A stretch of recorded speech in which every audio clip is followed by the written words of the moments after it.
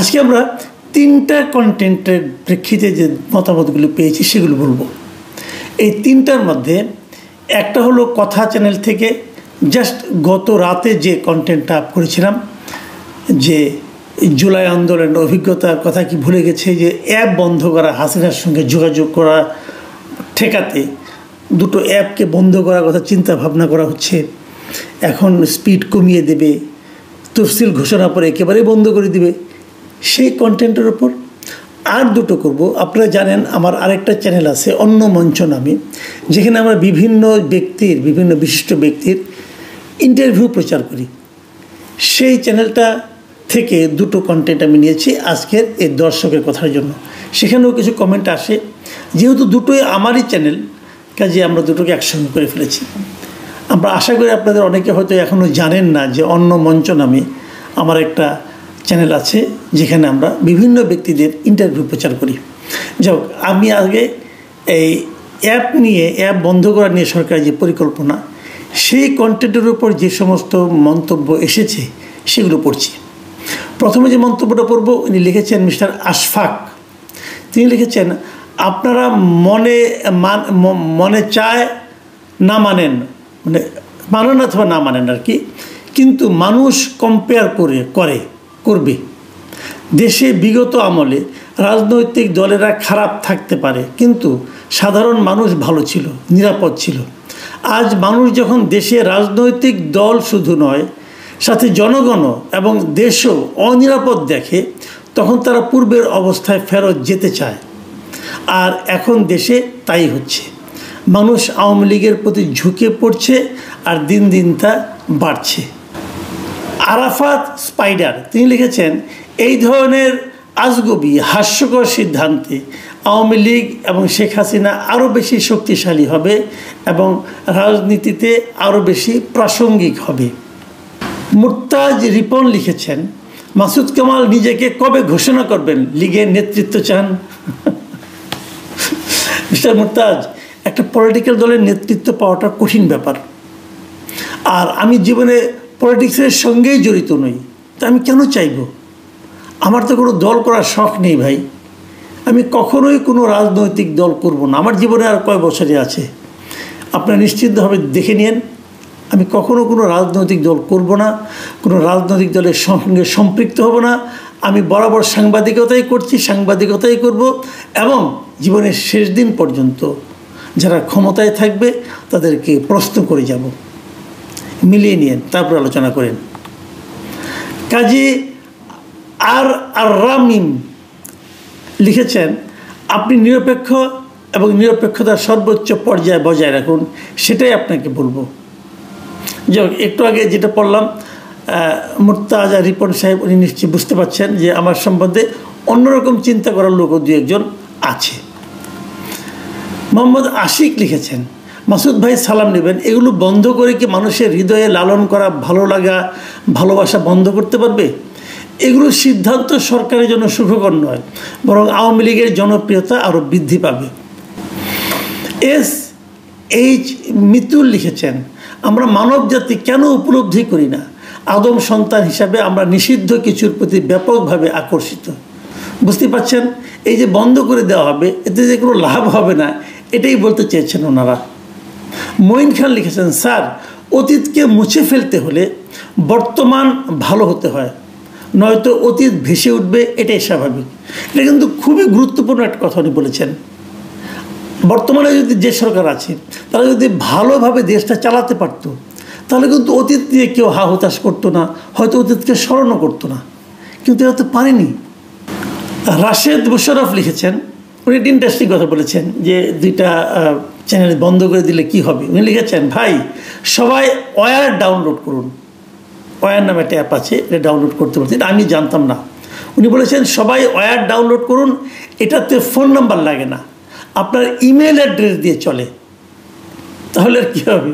এখন যদি email address দিয়ে যদি করা যায়, তাহলে এই যে মানে যারা বন্ধ করার সিদ্ধান্ত নিতে চাচ্ছে তারা যে আসলে মানে দিন দুনিয়ার সম্পর্কে কোনো খবর রাখে না, এইগুলি দেখলে পরে বোঝা যায় মোটামুটি। মোসাম্মদ মুন খাতুন লিখেছেন, ফ্যাসিস্ট আর অরিজিনাল মানে এখন টের পাচ্ছি। দেশপ্রেমিক মাসুদ কামাল দয়া করে ফ্যাসিস্ট কত প্রকার ও কী কী এসব নিয়ে একটি এপিসোড চাই, যে ফ্যাসিস্ট কাহাকে বলে। আপনি যখন বলেছেন ইনশাল্লাহ আমি চেষ্টা করবো ভাই। সাজ্জাদ হোসেন লিখেছেন, এক শেখ হাসিনাকে তাড়াতে গিয়ে আজ পুরো বাংলাদেশ ধ্বংস হয়ে গেছে। যদি আমরা এখনও সচেতন না হই তাহলে সামনে আরও অনেক ভয়াবহ বিপদ আমাদের জন্য অপেক্ষা করছে। এই ছিল আমার কথার চ্যানেলে যে কন্টেন্ট গতকালে আপ করেছিলাম তার প্রেক্ষিতে আলোচনা। এখন আমি আলোচনা করব যে অন্য মঞ্চের যে সর্বশেষ কন্টেন্টটা ছিল আমাদের, যে ডাক্তার আব্দুল নূর তুষারের সঙ্গে ইন্টারভিউ ছিল, সেখানে বইমেলা নিয়ে আলোচনা হয়েছে। তারপরে রাজনীতিবিদরা দেশটাকে ক্ষমতাটাকে যে একটা কেকের মতো মনে করেন সেই বিষয়টা নিয়ে আলোচনা হয়েছে। সেখানে মন্তব্যগুলো আমরা একটু পড়ে শোনাই। শাহাবুদ্দিন লিখেছেন যে কি সুন্দর আলোচনা, শুনলেই মন ভরে যায়। আপনারা প্রমাণ করেছেন সমালোচনা আসলে কিভাবে করতে হয়। সবাই যদি এভাবে কথা বলতো তবে হিংসা হানাহানি অনেকটাই কমে যেত। আল্লাহ আপনাদের দীর্ঘায়ু করুন। অনেক ধন্যবাদ মিস্টার শাহাবুদ্দিন। রাজীব পুরো কায়স্ত লিখেছেন, হাইপার টেনশন সেন্টার ছিল গ্রিন রোডে। আমার মাকে তুষার সাহেব চিকিৎসা দিয়েছিলেন, তখন আমি স্কুলে পড়ি, মায়ের সাথে যেতাম। তুষার স্যার আমাকে দেখে বলেছিলেন স্মার্ট ছেড়ে। স্যারের সাথে কোনোদিন দেখা হলে কথা বলতাম। হ্যাঁ রাজীব পুরকাস্ত সাহেব, আপনাকে অনেক ধন্যবাদ। আমি তুষার সাহেবকে আপনার এই বক্তব্য পৌঁছে দেব। নিশ্চয়ই উনি আপনাকে দেখা করার জন্য সময় দিতেও পারেন, আমি জানি না। তবে তুষার সাহেব কিন্তু বলেছেন উনি যে ডাক্তার ছিলেন এবং উনি যে কী কী চিকিৎসা কোথায় কোথায় করেছেন এই আলোচনাগুলো আমাদের সেই ইন্টারভিউয়ে আছে। যারা দেখেছেন তারা নিশ্চয়ই ব্যাপারটা জানতে পেরেছিলেন। মুখলেসুর রহমান লিখেছেন, বইমেলা বন্ধ করতে হবে কেন? সারা মাস না চলুক, কয়েকদিন চলতেই পারে। বইমেলা ফেব্রুয়ারিতেই হতে হবে। কাজী শওকত লিখেছেন, মাসুদ কামাল, ডাক্তার তুষার, আপনাদের অসংখ্য ধন্যবাদ সুন্দর আলোচনা করার জন্য। বইমেলা বন্ধ করে দিয়েছেন ইউনুস। লাইব্রেরির বই লুটপাট করা হয়েছে, পুড়িয়ে দিয়েছে অনেক জায়গায়। তালেবান শাসনের আলামত শুরু হয়েছে। মাহফুজ আলম গৃহযুদ্ধের ডাক দিয়েছেন সবার আগে। মানচিত্র পরিবর্তন করতে হবে বলেছেন। মাহফুজ শপথ নেওয়ার পর বঙ্গভবনে বঙ্গবন্ধুর ছবি নামিয়েছেন। তুষার সাহেব ভুলে গেছেন হয়তো। দেশে নির্বাচন হবে না, দোষ এড়ানোর কৌশল অবলম্বন করবে ইউনুস। তিনি নিরপেক্ষ নন। দেশের অবস্থা সবচাইতে খারাপ অবস্থায় আছে সাধারণ মানুষ। সরকার কথায় কাজে চিন্তায় দুর্নীতিতে লিপ্ত আছে। শাহনাজ বেগম লিখেছেন, আসসালামু আলাইকুম স্যার, আপনি বলেছেন 3 দিন পর পর কমেন্ট পড়বেন, কিন্তু অনেক দিন হয়ে গেল কমেন্ট পড়েন না। আমার লেখা অনেক ভুল হয়, তাই দয়া করে ক্ষমা দৃষ্টিতে দেখবেন। আপনার লেখাতে কোনো ভুল নেই, আপনি ভালোই লিখেছেন এবং আপনি আমাকে স্মরণ করে দিয়েছেন। আপনার আসলে সত্যি কথা বলতে কি, আপনার এই কমেন্টটা পড়ার পরে আমি সিদ্ধান্ত নিয়েছিলাম যে আমি একদিনের ব্যবধানেই, মানে কালকে পড়েছি এবং আজকেও এই দর্শকের কথা আমি করার সাহস করেছি আপনার কথার কারণেই। অনেক ধন্যবাদ শাহনাজ বেগম। গ্রিন বাংলা লিখেছেন, বইমেলা চালাবে বাংলা একাডেমি, নির্বাচন করবে নির্বাচন কমিশন, নিরাপত্তা দেবে স্বরাষ্ট্র মন্ত্রণালয়। সরকারের এত চিন্তা কিসের? পুলিশ আরও লাগলে নিয়োগ দেন। সব কিছু সরকার সিদ্ধান্ত নিতে যায় কেন, এটা আজও বুঝতে পারি না। একটা মেলার মাধ্যমে কত লোক যে কাজ পায়, তাদের রুটি রুজি চলে, এই সরকার এখন পর্যন্ত এই বিষয়গুলো এখনও বোঝে না। এটা ছিল তুষার সাহেবের সঙ্গে ইন্টারভিউ। তার আগের দিন আমরা ইন্টারভিউ করেছিলাম নাহিদ আক্তারের সঙ্গে। নাহিদ আক্তার রাশিয়ার একটা শিক্ষক, উনি ওখানে চাকরি করেন। তো ওনার সঙ্গে যে বিষয়টি আলোচনা করেছিলাম সেটা হলো ওই যুক্তরাষ্ট্রের যে আক্তার হোসেন এনসিপির সাধারণ সম্পাদক ভদ্রমহিলার সঙ্গে হ্যান্ডশেক করেননি কেন, সে আলোচনা ছিল। তারপর বিভিন্ন জায়গায় যে আপনার বিভিন্ন মাজারের মুরিদদের, মাজারের বিভিন্ন রকম ভক্তদের যে চুল কেটে দেওয়া হচ্ছে জোর করে, সেই বিষয়গুলো নিয়ে আমরা আলোচনা করেছিলাম। সেখানে নাইট N4B উনি লিখেছেন, মাসুদ কামাল ভাই অসাধারণ একজন বক্তব্য দেওয়ার জন্য মানুষকে হাজির করেছেন। আগামীতেও বারবার ওনাকে শুনতে চাই। ধন্যবাদ।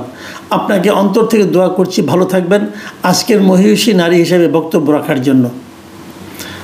যাই হোক, ওনাকে আপনারা বারবার চান, এই কথাটা ওনাকে আমি জানিয়ে দেবো। যদি উনি আসতে রাজি হন, নিশ্চয়ই আমরা আগামীতে ওনাকে পাব। সাতক্ষীরা অ্যাগ্রো বাংলা এখান থেকে লিখেছেন, খুব সুন্দর আলোচনা উপভোগ করলাম। দেশের পরিস্থিতি ভেবে নিজেকে পাগল পাগল লাগছে। ইংরেজিতে মনে হয় বলে ক্রোমাটিক অবস্থা। তানভীর জহির লিখেছেন, অতি শিক্ষিত মানুষ নাহিদ আক্তার। মাসুদ কামালকে ধন্যবাদ মিস আক্তারের কথা শুনবার সুযোগ দেওয়ার জন্য। ভাই, এখানে আমাকে ধন্যবাদ দেওয়ার কিছু নাই। ভালো কথা যিনি বলেছেন তাকেই ধন্যবাদ দেন, তিনি আসলেই খুব ভালো বলেন। মাল্টিভার্সাল ট্রুথ লিখেছেন, আমরা যদি গত কয়েক দশকের রেকর্ডের দিকে দেখি তাহলে আমরা দেখতে পাই যে দেশে ধর্মীয় মৌলবাদের উত্থান ঘটেছে সেই দেশ শিক্ষায়, বিজ্ঞানে, লেখাপড়ায়, অর্থনীতিতে সব কিছুতে পিছিয়ে পড়েছে এবং সেই জাতি অনগ্রসর। আমার মনে হয় আমরা সেই দিকেই যাচ্ছি। তাজুল ইসলাম বাবু লিখেছেন, মাসুদ কামাল ভাই, আমার কেন জানি ভয় লাগে আপনাকেও গ্রেফতার করতে পারে বর্তমান সরকার। তার কারণ আপনি সবসময় সরকারের দুর্নীতির বিষয়ে সুস্পষ্ট কথা বলেন, এজন্য দোয়া রইল আপনার জন্য। জনাব মিস্টার বাবু, আমি আপনাকে বলি যে সবচেয়ে বড় কথা হলো কি, আপনি আমার জন্য দোয়া করছেন, এটি আমার জন্য যথেষ্ট পাওয়া। আর দ্বিতীয় কথাটা হলো, ভয় তো আমাদের সবাইকে নিয়ে লাগে। আমার তো দেশটাকে নিয়ে এখন ভয় লাগে। তো এই দেশে তো আমি একজন ক্ষুদ্র মানুষ, 18 কোটি মানুষের মধ্যে একজন। কাজে আমাকে নিয়ে ভয় করার কিছু নাই। ভয় যদি করতে হয় দেশকে নিয়ে করেন, দোয়া করতে হলে দেশের জন্য দোয়া করেন। শহীদুল ইসলাম লিখেছেন, মাসুদ কামাল ভাই সালাম নেবেন, আশা করি ভালো আছেন। ভাই, এই দেশে এত মাজার শরীফ, দরবার শরীফ ভাঙচুর করছে, কবর থেকে লাশ উত্তোলন করে পুড়িয়ে দিয়েছে, এইসব ঘটনা কোনো সরকারের আমলে ঘটেনি, শুধু ওই ইউনূসের আমলে ঘটছে। এইসব ঘৃণিত কাজ করার জন্য সমস্ত দায়বদ্ধতা এই সরকারের। উগ্রবাদী এজিদ মার্কা মোল্লাদের এত সাহস হতো না যদি দেশে আইন থাকতো। আরিফ জনি লিখেছেন, এটি শেষ মন্তব্য, আপনারা কেউ আসল ঘটনাটা ধরতে পারেননি। যারা চুল এইভাবে লম্বা রাখে এবং চুলে জট রাখে তারা মূলত বিভিন্ন মাজারের অনুসারী। ঘটনায় ক্ষতিগ্রস্ত বৃদ্ধ মাজারের ভক্ত, তাই চুল জট রেখেছিলেন। বর্তমানে মাজারের বিপক্ষে কারা সেটা সবারই জানা, কিন্তু নাম কেউ মুখে নিতে চায় না। যারা মাজারের ঘোর বিরোধী তাদের সংগঠনের লোকজনই এইসব কাজ করে বেড়াচ্ছে। দেখুন, এটা হতে পারে, আমি এটা অস্বীকার করি না, এবং নাম মুখে না নেওয়ার কী আছে।